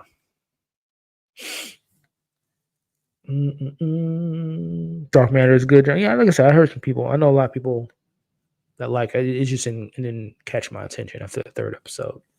It wasn't terrible. It just didn't, like I said, grip me. But yeah, Ellie, what I might be movie news is coming out each month. Oh yeah, movie and shows. Yeah. I've condensed those to like little shorts on YouTube, just kind of highlighting things I'm excited for. But I know what you're talking about. I may or may not bring that back, but yeah, appreciate the clarification. The Boys was way far along. Son, 10 years old to 28 in one season. He ain't that grown. He looks like a teenager. And we remember when we were all teenagers. We grew quickly. He ain't turned no 28. That's funny though.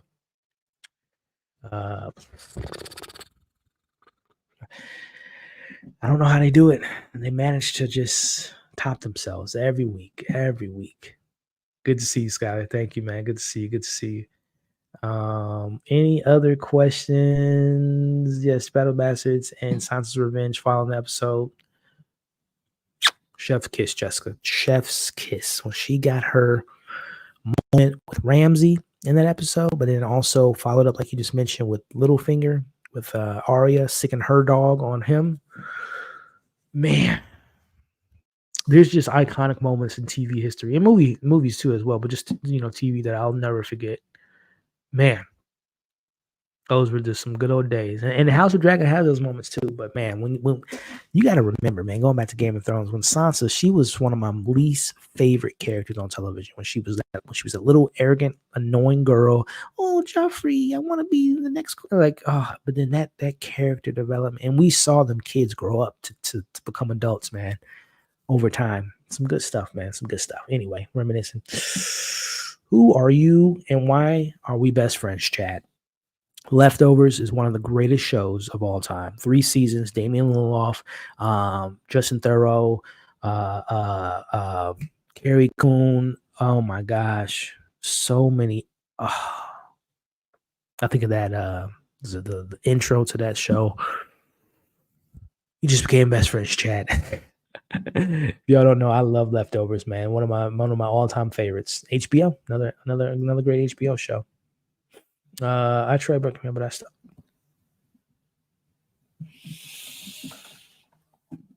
Skyler, you the homie. Making a mistake. Let me tell you something. It starts off a little slow. I won't lie to you, Skyler. But let me tell you something, man. There's a reason why a lot of people like myself consider it one of the greatest shows of all time, because Walter White, Heisenberg, Jesse, some good stuff. I would recommend if you get to, because I know you're a busy, you're writing your own Breaking Bad as we speak. And I know you're a writer, but if you get some time, man, go back and give it another chance. You will not regret it.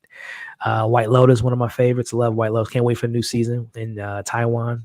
Great cast so far. Succession, all time greats. Yep, definitely agree. I think that's it, y'all. I think we're wrapping up. What was John gonna do against all the people? I'm telling you, Skyler, that sword was gonna become a weapon of mass destruction. It was gonna, from the power of the Targaryens, he was gonna become a dragon, and that sword was gonna be fire. That's all I know. All I know is he was gonna take care of it. Yeah, White Lotus is fantastic. Can't wait for it. Probably next year sometime. Got some more scores. Arya, I want to see an.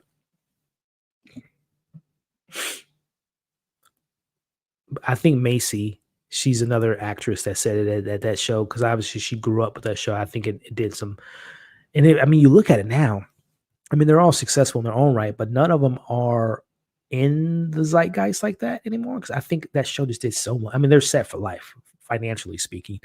But I know they've done some like small. I know like Kent Harington is like on another HBO show. I think Sansa is still acting. I think the last time I saw her was on some Netflix like YA movie. Macy does like these small independent movies. I saw her every now and then. There's not a. I'm trying to think. Is there an actor? There's not a lot of the actors from that show that's like still prominently in the forefront of media. Because like I said, they're set for life, number one. But I don't know if they've gotten like a another thing that like put them in the front of the audience as much as Game of Thrones did. But anyway, I would love an Arya show if that was ever in the cards. But yeah, Henry Cavill is.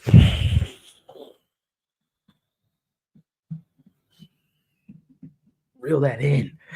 Yes, he would be. Listen, I don't know that much about that time period. I know he was a beast because we've heard about him, right?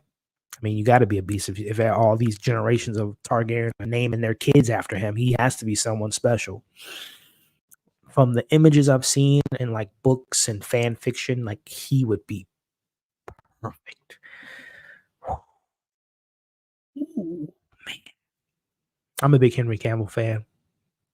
I don't think he can do anything wrong, even though, we're gonna wrap up. I mean, this is what happens when you don't go live for 6 months. You just won't shut up and know how to end the stream. But who saw Argyle this year?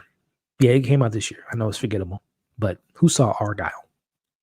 I say that to say that might have been the worst. He's not in it that much, Henry Cavill. But when he was on screen, and not even really, I'm not saying he was bad. I'm just collectively speaking, that might be his worst movie that he's ever been a part of. That I've seen. I know he's been a part of some stuff that I haven't, like earlier in his career, but that might be the worst. No. Thinking of Joss Whedon's Justice League. I think Argyle's worse than Justice League. That movie was garbage. Oof, my goodness. What has become of that director whose name is slipping me right now? Matthew Vaughn. What that man has fallen off so bad. Anyway, let's see. What's up, Meg? I was talking about you earlier, Meg. I don't know if you were here. I was talking about Johnny. Obviously, the whole crew, Johnny, Skyler, and you, Meg. When we did that stream, which, look, mark your calendars. I'm gonna be reaching out to y'all, man. When Severance comes back later this year, I would love to get you guys on a panel and talk about that show. What shows are you looking forward to covering the rest of the year? Severance for sure. What else is coming out this year? Season 4 or 5, I think it's 4 of Only Murders in a Building, of course, in LA, taking it out of New York into LA. I'm trying to think, is there any prime time HBO series that's not coming to mind that's coming out later this year? They normally have stuff, obviously, but it's not coming to mind. But yeah, those are 2 that come to mind. We'll see what happens with, obviously I'm a big Marvel DC fan. I know Marvel still has Agatha. I'm a big Catherine Hahn fan, and I love things that go bumping in the night, witches, dragons, werewolves, vampires. So I'm excited to see what comes of that series. And then a lot of stuff got postponed to 2025, but those are some that come to mind. I'm sure that there's something that's slipping my mind, or got pushed back and it's just not coming to mind. But yeah, those are some things that, at least for now, the Severance is no doubt number one most exciting thing I'm excited for the rest of the year for sure. Let's see. I'm just catching up. These are some older comments, but just catching up. Severance, yeah, I can't wait. I'm gonna. I can't wait. I'm gonna do that rewatch just to get back into that because it's been so long, right? But yeah, I'm only watching Acolyte to see how it. Yeah, I saw episode 4 when I got the screeners. Episode 4 is solid. And yeah, I'm intrigued to find. I think right now the biggest things for the Acolyte is finding out like what all went into them being created by dark magic, dark force. Well, I shouldn't be saying this because it's probably spoilers for people that haven't seen Acolyte, but I'm excited to get more of May and Osha and really understand how they came to be. I'm really excited to learn more about like what the Jedis did, because we all know episode 3 that it wasn't what they said it was. There's more to that story for sure. Of course, who's the Sith, or if it is a Sith, who's the person behind the mask. And just hopefully it can bring it all together, man. Because I'm a fan of Leslie Lisa Hetland. I liked her stuff. Leslie Hetland. I liked Russian Doll. I think she's a great writer.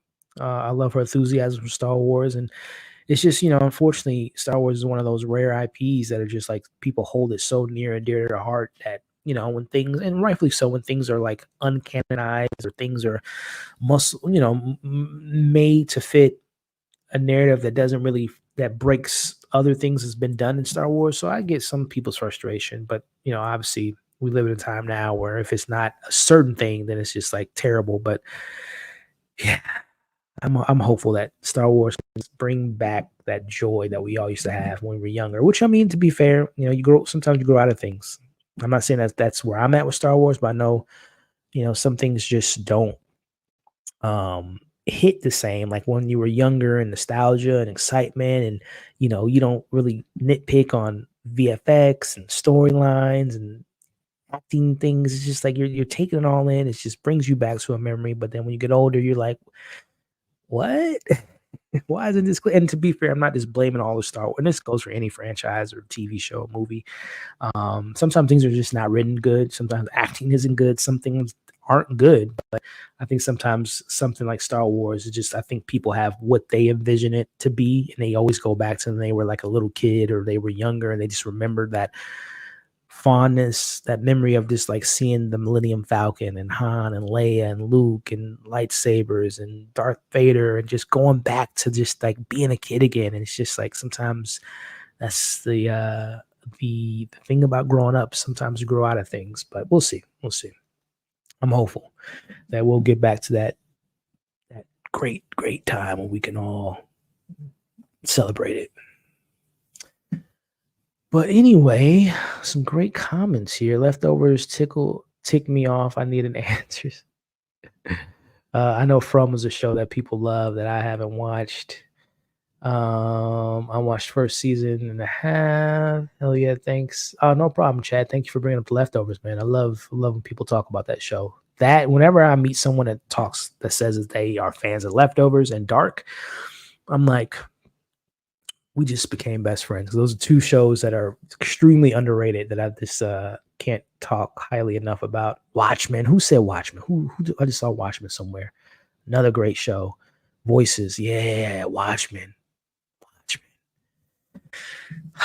Shout out to Regina King. Such a great actress, such a great creative. Shout out to Yaya. Great show. Damon Lindelof, man, he's Lost, Leftovers, Watchmen, and I don't know, for my DC fans, he just got announced to be a part of the writing crew for Green Lanterns.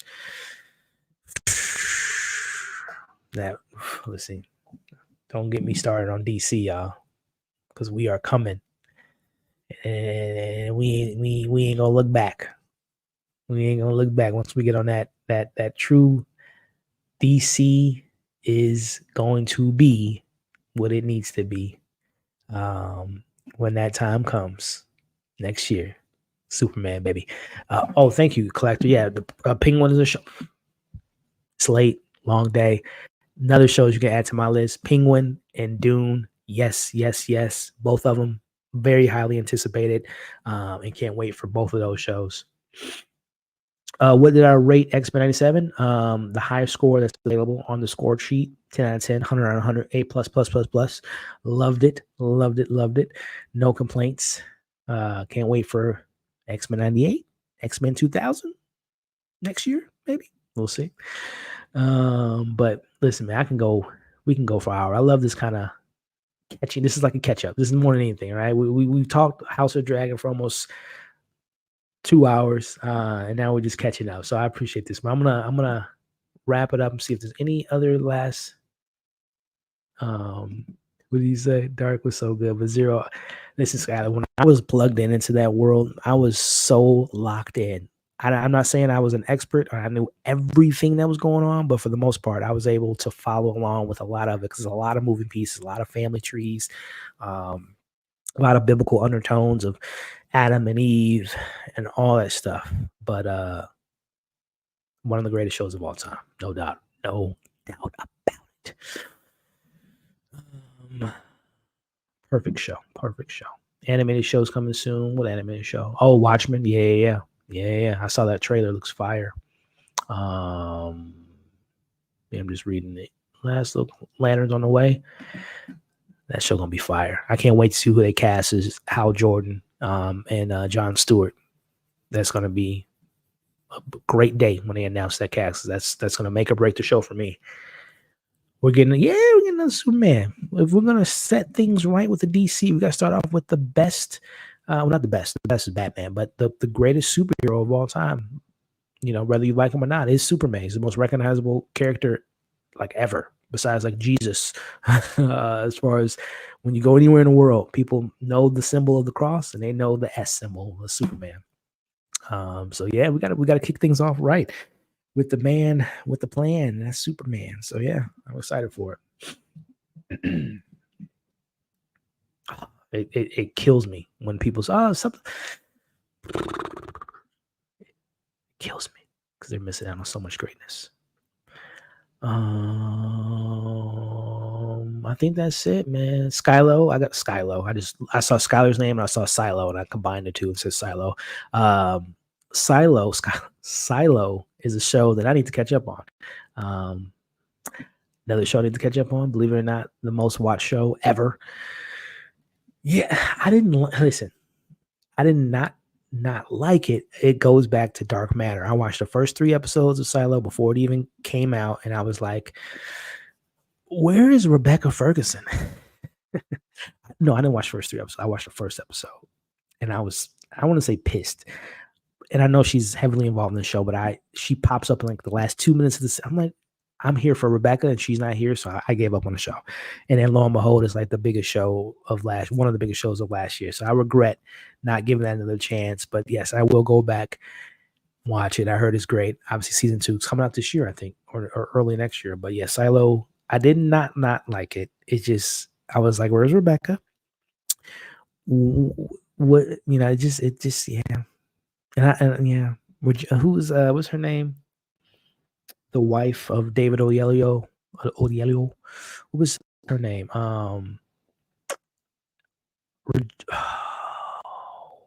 it was like the whole first episode was just focused on them and how she got kicked outside. I'm just like, where's Rebecca?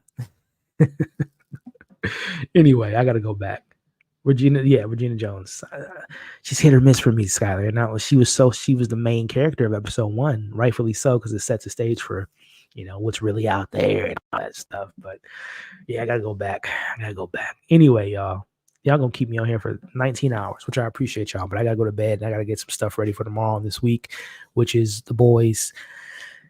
Before we go off, is anyone watching Presumed Innocent on Apple TV Plus with Jake Gyllenhaal, Ruth Negga, Bill Camp? It's a legal drama thriller about a prosecutor who gets accused of murder, but he didn't do it. At least we don't think so, because there's other things that points otherwise. Is anyone watching that show? I say that because I was excited for it. I covered the first 2 episodes, which premiered on Apple TV last week, and no one watched it. Anyway, are y'all watching that before I can cover it again? Because I'll tell you what, time is a timing of how I cover shows and movies. I try to set time to really, make sure that I'm enjoying it, but more importantly, you all enjoying it. So I don't want to cover something if y'all not gonna watch it. And if y'all watching it, check out my reviews before I can continue to cover. Because what is gonna end up happening if people are, because it might be one of those shows where people are like, I love it so far, but I'm gonna wait till it gets close to the end so I can just find out what happened. But I'm one of those people that like to enjoy a good meal and break it down each week and talk to y'all about it. So I might do one of those things where I'm going to cover it, episode 3 this week. And if it doesn't have that engagement, I might just wait to just watch the whole, wait to the finale and to do like a breakdown of the whole show, or a breakdown of the finale and how it ties into the whole show and whatnot. But we'll see. But anyway, one more episode of Presumed Innocent, at least for coverage this week. The Boys, episode 4 this week. I don't think I have any movies coming out or screeners, not that I can think of, but neither here nor there. If you hit that bell notification, you guys will know what movies and shows I'll be covering. And excited to do that. Anyway, I'll see you guys this week. I'll see you guys next week for our watch party and after show. And I may or may not have some guests. We'll see.